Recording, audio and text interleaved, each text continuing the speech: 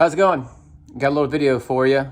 I've been wanting to make this video for several days. I had to wait on a part to come in. But anyway, this video is pertaining to a little problem I had with the rear shock, my Fox float DPS. So at a race last weekend, while I was getting ready for the race, I went to put air or check the air pressure in my rear shock. And when I put the pump on, all of the air came out. I couldn't understand why. Well, ultimately, it was my fault. But I messed something up and I broke something. So, of course, you know, on your rear shock, there is a Schrader valve, and that's the valve you use to put air into the shock. I don't know if you can see it, but it looks something like this. And it has a cap on it that looks like this. So about a week before that, I went to clean out one of the pivots, let all the air out of my shock. Of course, took the top off, the little cap. I forgot to put the little cap back on. And in travel on my way to that race, it just bumped up against something, the rear shock did, and the little Schrader valve got just a small little nick at the top of it. Knocked out little bitty thread there.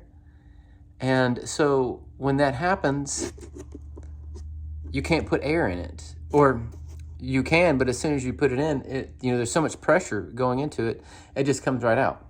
So yeah, it was because I forgot to put the top back on. I knew what I was gonna have to do is try to replace that valve. So I had to figure out how to take this off. And so when I got home, I took the shock off, put it in the vise, and I tried a 4mm Allen wrench because I thought this might be, it kind of looked like it was Allen key, but I couldn't really tell, primarily because I had that little chip in it.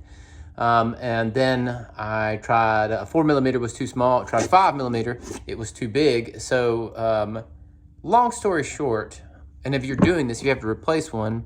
I found out that it's standard. It's actually a 3/16 will take it off.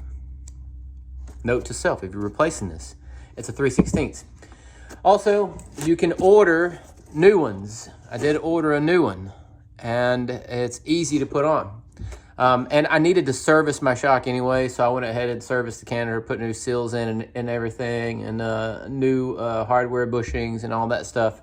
But yeah, putting this back on, get a new one. By the way, these things are not cheap.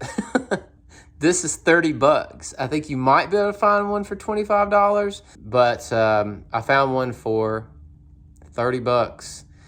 So it's pretty easy. Once you take it out, you can put the other one back in.